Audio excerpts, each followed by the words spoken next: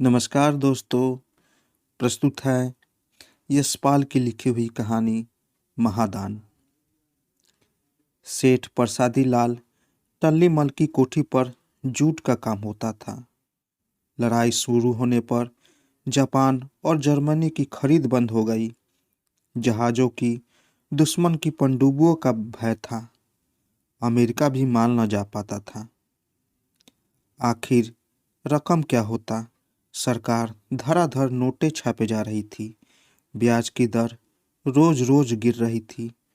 रुपए की कीमत गिर रही थी और चीज़ों की बढ़ रही थी। सेठ प्रसादी लाल ने चावल का भाव चढ़ता देख 4 कोठे खरीद लिए। हाथ पर हाथ धरे बैठे रहने से कुछ करना ही भला था। 8 रुपये मन खरीदे चावल का भाव 11 रुपये जा रहा था। सेठ जी को भगवान की कृपा पर भरोसा था। जो पत्थर में बंद कीड़े का भी पेट भरता है, वह भला सेठ जी की सुध न लेता। नित्य 2 घंटे पूजा कर घर से निकलते थे और काम रह जाए यह नहीं रह सकता। 35,000 मन चावल में 1,66,000 का मुनाफा था। भाव अभी भी चढ़ रहा था। चावल निकलना सेठ जी को मूर्खता जान पड़ती थी और वे खरीद रहे थे। अनाज का भाव चढ़ा तो देश भर के भूखे नंगे कलकत्ते की ओर दौड़ पड़े। ऐसा दुर्भिक्ष कभी किसी ने न सुना न देखा। मनुष्य का रूप धीरे धीरे अस्थि पिंजर अवशिष्ट कुत्तों के साथ झूठे पत्तों और सकोरों पर यूं टूटते कि भगवान का नाम सब और नर कंकाल देहों पर कातर आंखें उठा हाथ पसार मुट्ठी भर अन्न के लिए चिल्लाना सुनाई देता। मांगो बाबू रे मुट्ठी भर भात। सेठ जी अपनी कोठी से आते आते इन सब त्राही त्राही और आतंक के वातावरण में राम राम हरे राम का जाप करते जाते। जिस अन्न की एक मुट्ठी के लिए कंकाल समूह त्राही त्राही कर रहा था, वह सेठ जी की कोठी में भरा और तेजी की प्रतीक्षा कर रहा था।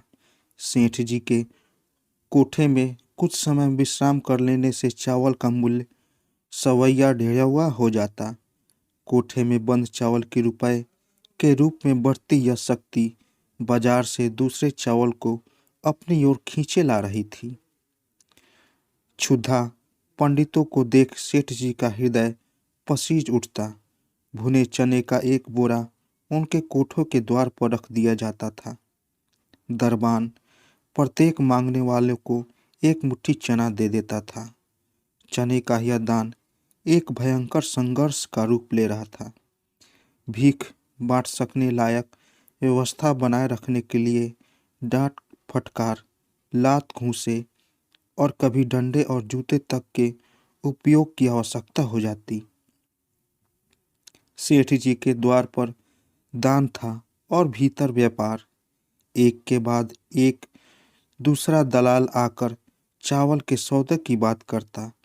भूखे कंकालों के प्रति वह जानने वाली सेठ जी की उदारता युद्ध के क्षेत्र में अभिलिखित सेनापति की दृढ़ता में बदल जाती।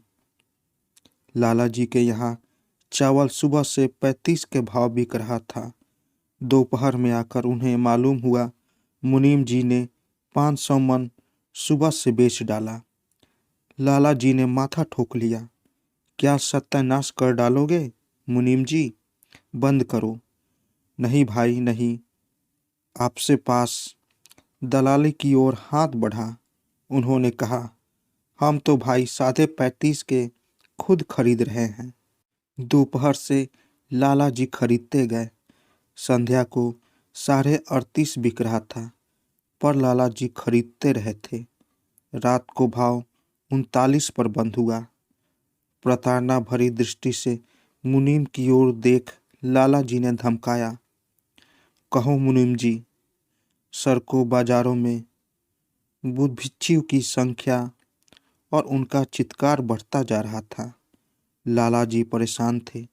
सरकार चावल पर कंट्रोल कर रही थी। मुनीम जी राय दे रहे थे, समय रहते जितना निकल जाए निकाल लिया जाए। चिढ़कर लाला जी ने कहा, सरकार के दाम लगाए से क्या होता है?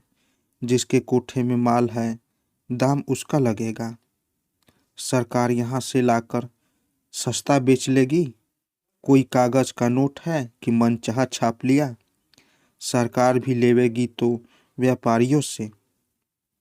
कंट्रोल के कारण प्रकट में सौदा बंद था, पर असल में सेठ जी 65 के भाव बेच रहे थे।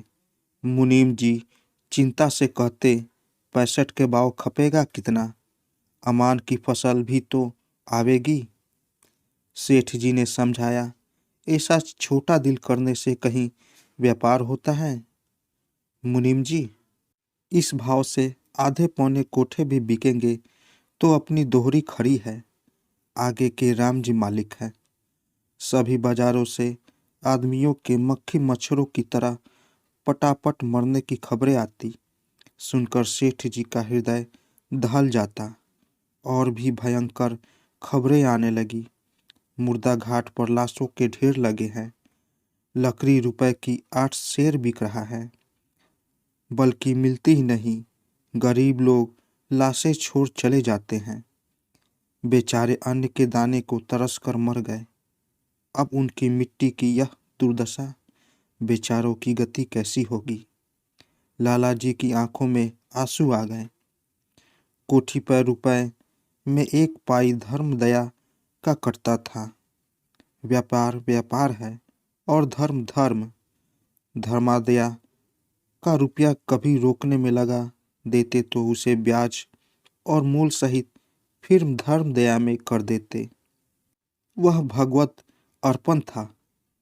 कंगालों की दुर्दशा देख उसी के खाते में से लाला जी 2 बोरी चना रोज बंटवा रहे थे। फिर 42,000 रुपया धर्म दया में हो रहा था। जैसे मुनाफा बढ़ा वैसे धर्म दया भी। मुनीम जी आंखों में करुणा के आंसू भर सेठ जी ने हुक्म दिया, जो भाव लकड़ी मिले 20,000 की लकड़ी खरीद कर घाट पर गिरवा दो। किसी बेचारी की मिट्टी की दुर्गति न होवे पावे। अगले दिन सुबह ही छापे में समाचार पत्र में छप गया, महादान, सेठ प्रसादी लाल टल्लीमल का महादान। गतिहीनों की अवस्था से जिनका कलेजा मुंह को आ रहा था, ऐसे लोगों ने आज सेठ जी को धन्यवाद दिया। विनीत स्वर में अंकिचन भाव से सेठ जी ने उत्तर दिया, मैं किस लायक हूँ? सब भगवान का ही है, उन्हीं के अर्पण है। मनुष्य है किस लायक? तो दोस्तों, कैसी लगी कहानी? अगर आप लोगों को कहानी अच्छी लगी हो तो मेरे चैनल को ज़रूर सब्सक्राइब करें और साथ साथ बेल आइकन को भी ज़रूर दबाएं, ताकि मेरी कहानी सबसे पहले आप तक पहुंचे। तो दोस्तों, मिलते हैं एक नई कहानी के साथ एक नए वीडियो में। तब तक के लिए नमस्कार।